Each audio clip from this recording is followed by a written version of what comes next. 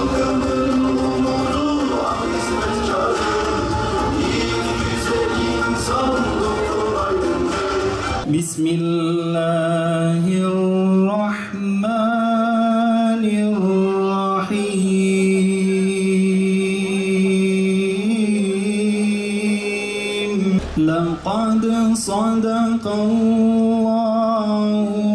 rasulahu ya bil haqq.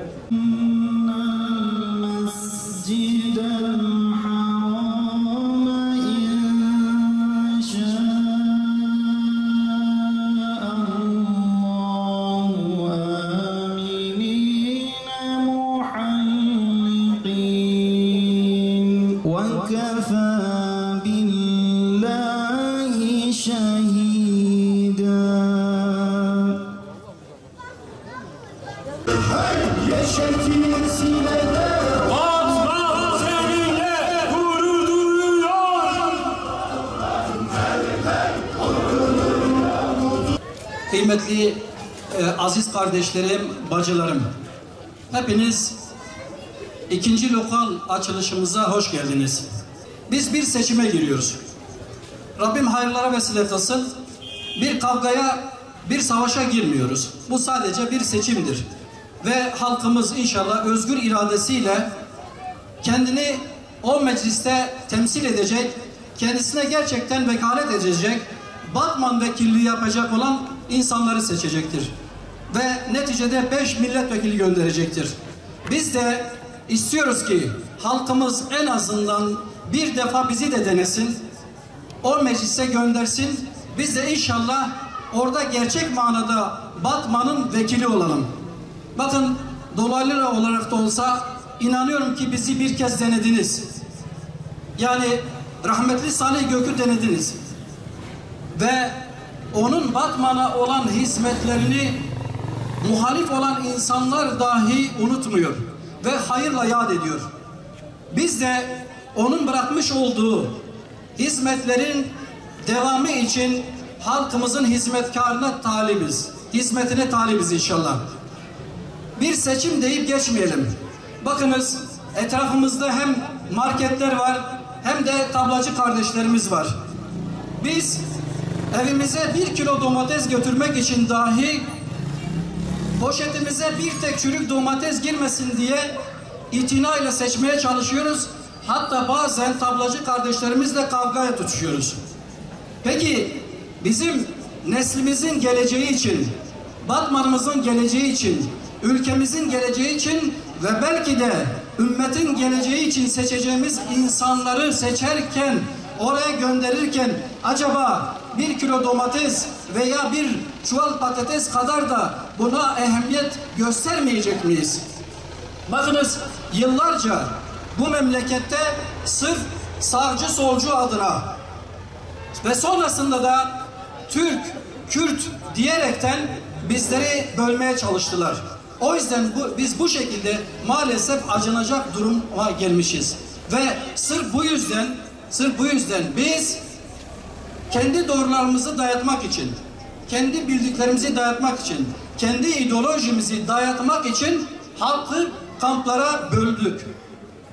Emperyalistlerin, dış güçlerin bizi bölmeye çalıştığı yetmiyormuş gibi biz de burada birbirimizi kamplara bölmeye çalıştık. Ve neticede belli. Bakınız İslam ümmeti ne durumda? Şu anda Suriye'de virane harabe bir memleket. Milyonlarca insanımız katledildi. Milyonlarca insanımız muhacir oldu. Ve şu anda o kardeşlerimiz bizim de aramızdalar. Biz yeter diyoruz buna. Emin olun bunun reçetesi çok basittir. Tarih boyunca biz bunu gördük. Her ne zaman ki hangi millet, hangi halk, hangi ırk İslam'a sarıldı, dinine, değerlerine sarıldı, Allah-u Teala onları aziz kıldı. Hangi ümmet, hangi millet, hangi ırk İslam'dan uzaklaştıysa da rezil oldular. Emin olun gencimizden yaşlımıza kadar, bayanımızdan erkeğimize kadar halka hizmet için seferber olmuşlar.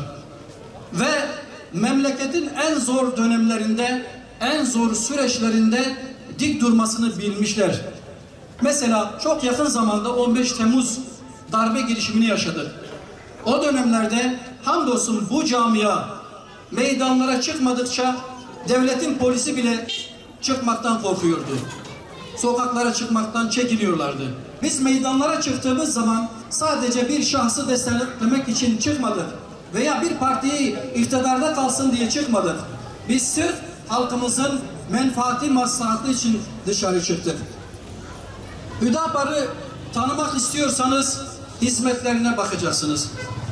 Bu camia hamdolsun ki yıllarca dernekleriyle, yardım kuruluşlarıyla belki her ay binlerce koliyi mazlum fakir insanlarımıza dağıttı ve bu konuda hiç fark gözetmedi.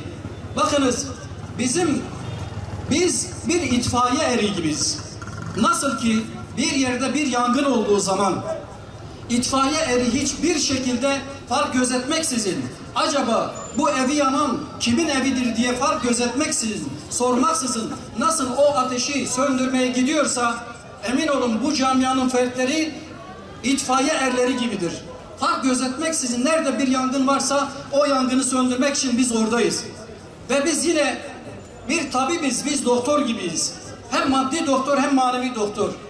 Nasıl ki bir doktor hastanısının ırkına, mezhebine, cinsiyetine bakmaksızın faydalı olmaya çalışıyorsa, yaralara merhem olmaya çalışıyorsa, işte Hüdapar'ın fertleri, camiası da aynen bu şekilde bu hizmet anlayışıyla Allah hamdolsun halka hizmet vermeye çalışıyor. Kürt meselesi şayet İslami değerlerimizle adalet zemininde, temelinde çözülmüş olsaydı bugünlere gelmesine gerek kalmazdı. Çünkü bugünlere gelene kadar sadece ülkemizde değil, diğer 4 parça Kürdistan'da dahi binlerce, on binlerce insanın kanı döküldü maalesef. Halbuki biz dediğimiz gibi İslami değerler temelinde, yani bütün müminlerin kardeş olduğu şuuruyla hareket etmiş olsaydık, özellikle yöneticiler, liderler maalesef bu duruma düşmezdik. Bu kadar bedel ödemezdik.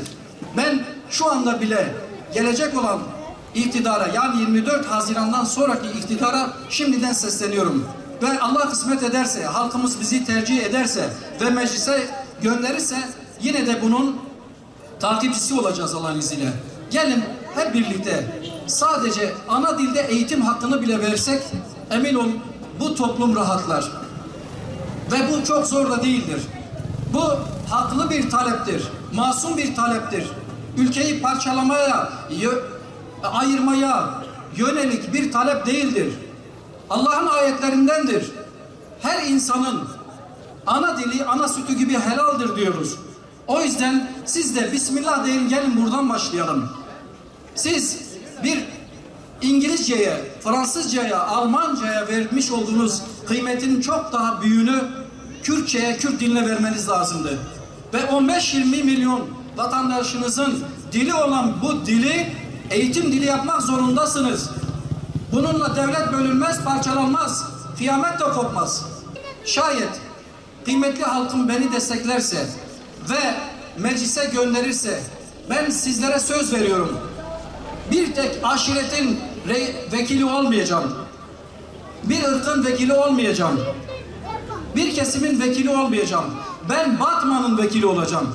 Ve buradan sizlere söz veriyorum. O mecliste sürekli bir şekilde Batman'ın sıkıntıları konuşulacak Allah'ın izniyle. Sizlere söz veriyorum. Nasıl ki şimdilik ev ev, esnaf esnaf, ilçe ilçe, köy köy dolaşıyorsak, Allah kısmet ederse, izin verirse, milletvekili olduğumuz dönemde de halkımızın, Batman'ımızı karış karış gezeceğiz ve sorunları dinleyeceğiz. O sorunların çözümü için mecliste Batman'ın en güçlü sesi olacağız.